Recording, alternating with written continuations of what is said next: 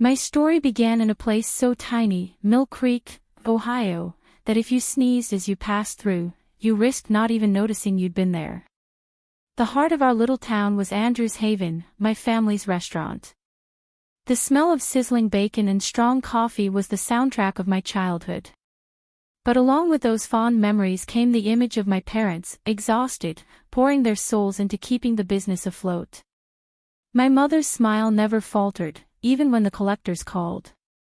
And my father's calloused hands scrubbed pots with quiet pride. They gave everything they had for me. By 16, I already knew that college wasn't my path. Not that I didn't dream of it, but I saw the weariness in my mother's eyes, the way my father's shoulders slumped with unpaid bills. I wanted to give them a break, a chance to live without so much worry. That's how I started learning French. Tucked away in the corner of the restaurant, hunched over a laptop, I took free online courses.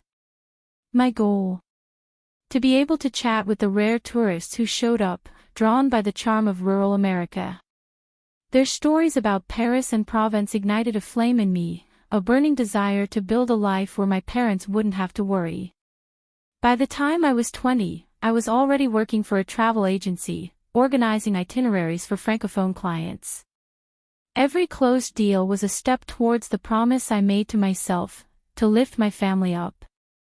Little did I know that path would lead me to a hotel in Chicago, a love that seemed predestined, and a family that would test everything I thought I valued. By the time I turned 28, I was in Chicago, managing a conference for French tourists at the luxurious Grand Lake Hotel. The place was a universe apart from Mill Creek, gleaming marble, chandeliers that screamed money. My job was to ensure every flight, every itinerary, every translator was perfectly aligned. I'd steal a few minutes in the hotel's recreation area, savoring overpriced cappuccinos, when I met Luke Collins. Luke, in his 30s, was a concierge with a smile that could melt ice and a discreet weight in his eyes. He charmed the French guests with impeccable phrases, making the atmosphere feel vibrant. One afternoon, he slid a coffee my way, smiling. "Pour la femme," he said, winking. I laughed, taken by surprise, and we started talking about the guests, then about life. He loved hearing my stories about my family's restaurant, and I found myself completely drawn in by his kindness, by the way he seemed to effortlessly carry everyone's burdens. We connected through French, exchanging idioms and laughing at my Ohio accent, stumbling over my R's. He opened up about his father, who had passed away when he was a teenager, leaving him and his mother, Clara, to rely on each other. I could hear the guilt in his voice, the need to keep her happy. I shared my motivation to give my parents a better life, and it felt like we were cut from the same cloth. Months later, we were madly in love, dreaming of a future together. But when Luke asked me to move into his family's home, on the outskirts of Chicago, a knot began to form in my throat. I ignored it, telling myself that love would solve any problem. Moving into Luke's family home was like stepping onto a stage where I didn't know my lines. The house, an old, spacious mansion in Oak Park, reeked of old money, faded velvet curtains, crystal decanters gathering dust. Clara Collins, Luke's mother, greeted me with a smile that didn't reach her eyes. At 62, she carried herself like a queen who had lost her crown but refused to admit it. Her husband's death had drained their fortune, and the cracks in her pride showed in how she clung to appearances. The first time I met her, even before the engagement, she asked, "What college did you attend, Beverly?" Her voice was sweet, but her eyes sharpened when I said, "I didn't.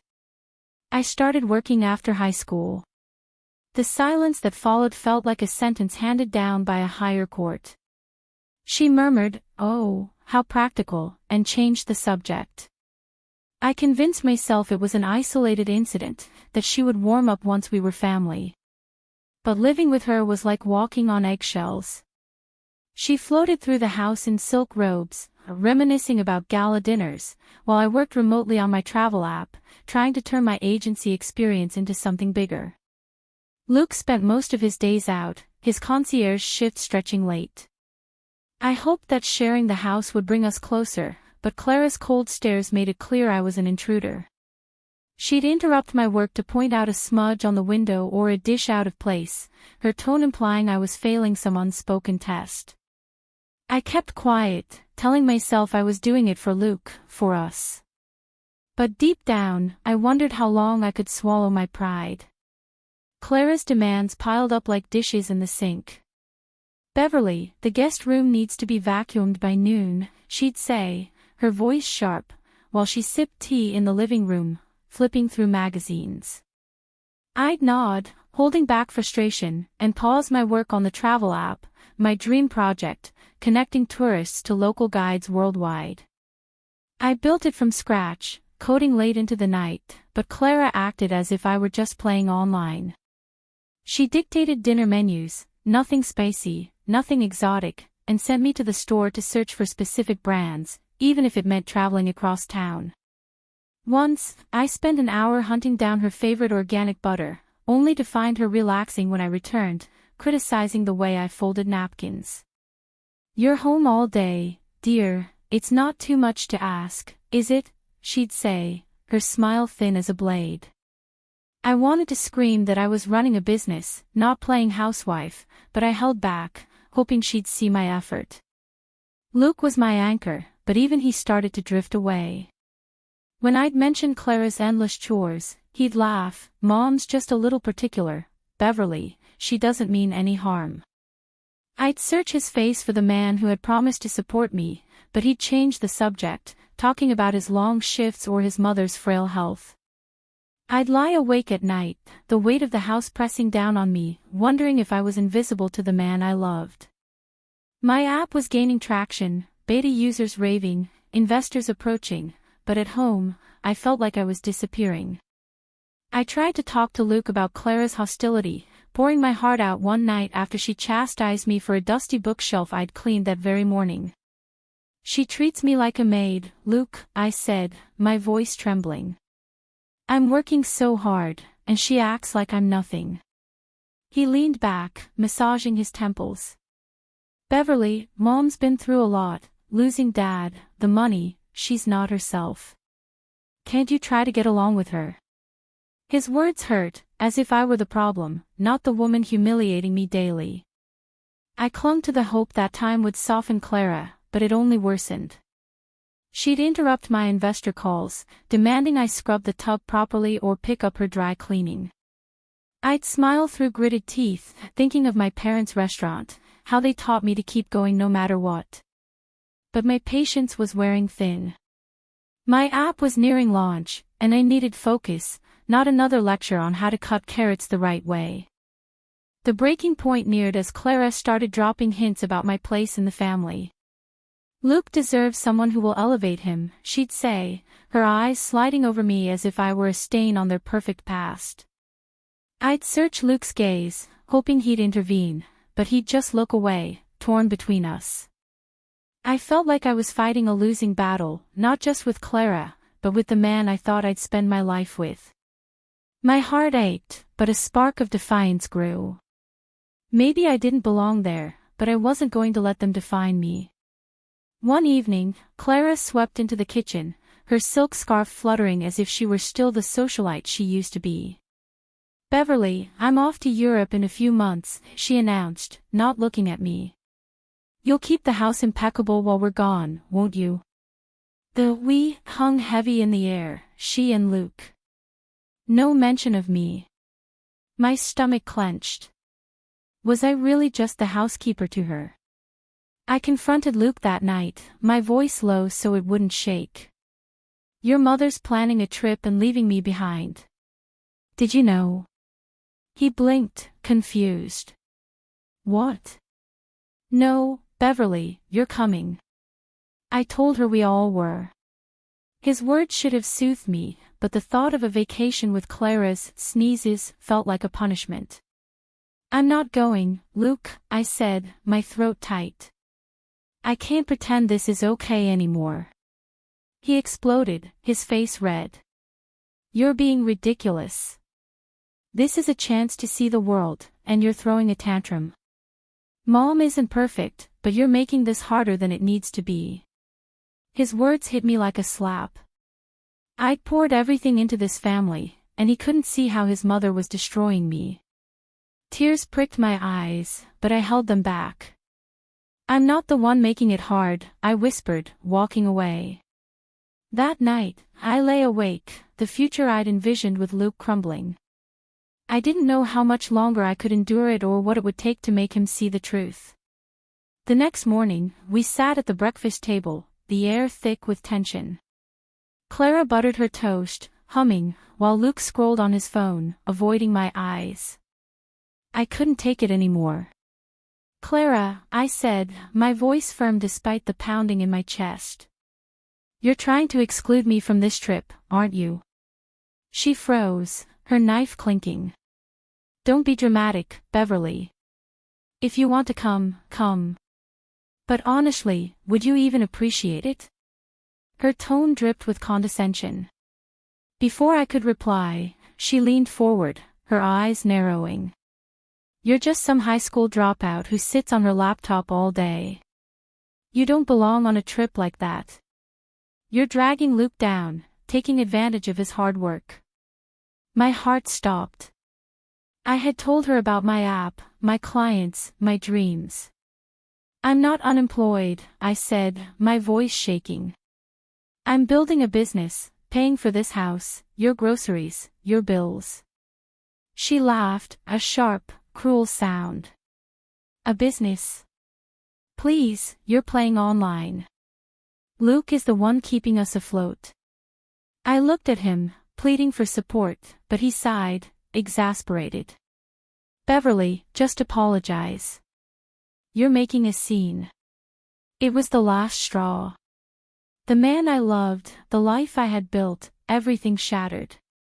"You want me out?" I said, standing up. "Fine. I quit." Clara smiled, thinking she'd won. I packed a bag, my hands trembling with rage and hurt, and walked out. Their silence echoed behind me. I didn't know where I was going, but I knew one thing: I wasn't going to let them erase me anymore. I settled into a cramped apartment in Chicago, the kind with creaky floorboards and a view of nothing but bricks. It wasn't much, but it was mine, and that felt like liberation. I plunged headfirst into my travel app, coding through the night, fueled by black coffee and the need to prove Clara wrong. Every line I wrote was a brick in the wall between me and the life I'd left behind. The app launched and took off like a rocket. French tourists loved the simple bookings, local guides loved the jobs, and investors loved the profits. By my 29th birthday, I'd built a $20 million empire, with clients from Paris to Montreal. I bought a house on the California coast, the ocean air washing away the heaviness of Oak Park.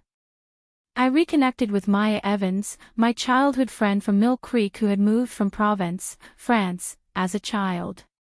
She was now a marketing executive in San Diego, and over glasses of rose, we'd laugh about our days smuggling candy at the restaurant, dreaming bigger than our tiny town.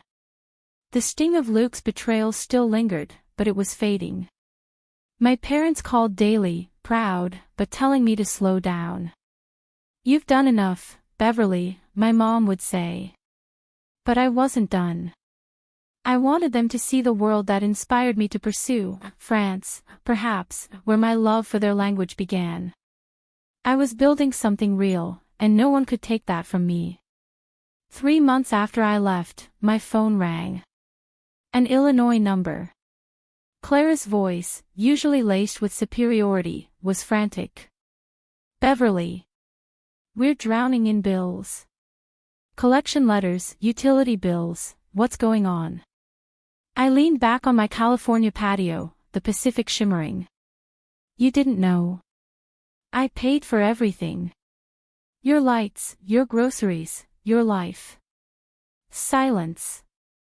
"Then, why didn't you say?" "I thought Luke." I let out a sharp laugh. "Luke's concierge job barely pays for his coffee. You two blew his father's savings, didn't you?" She admitted they'd racked up $500,000 in debt, credit cards, luxury vacations, designer handbags. They had counted on Luke's fancy job or my little hobby to save them. Now, they were sinking. Luke got on the phone. "Beverly, you're my wife. You owe us." The audacity burned me. "I'm not your wife," I retorted. "You chose your mother when she called me a parasite." I paused, composing myself. "Want help? Get jobs, pay your debts." "I did it, so can you." Clara pleaded, but I held firm. "You sent me away, remember? Enjoy your elegant life." I hung up, my pulse racing, but my resolve solid. They had made their own bed, I wouldn't tuck them into it. I was on my California balcony, the divorce papers signed. Luke, a shadow of the past. He looked exhausted when we finalized everything, mumbling about his mother's spending and his own mistakes. I didn't gloat. Their foolishness wasn't my joy, just my freedom. I told them to work hard, abandon luxury, start small. They rolled their eyes, but word got around that Luke was pulling double shifts and Clara was selling her pearls. The lesson was theirs, not my victory. My victory was this: a sun-drenched house where my parents now lived, their laughter echoing through rooms I had only dreamed of. I had brought them from Ohio, watching my mother gasp at the sight of the Pacific and my father snapping photos of every wave. Maya Evans, my friend, came often, and her parents joined us for barbecues, our stories of struggle and success binding us even closer. My app was soaring, connecting travelers, and I was dreaming even bigger, a foundation to help kids like me pursue their spark, maybe even in France. I had learned that my worth wasn't in Clara's approval or Luke's promises. It was in the night's coding, the shifts at the restaurant with my parents, the French phrases that opened up my world. I had built this life, and it was mine to keep. Thank you for listening to Beverly's story.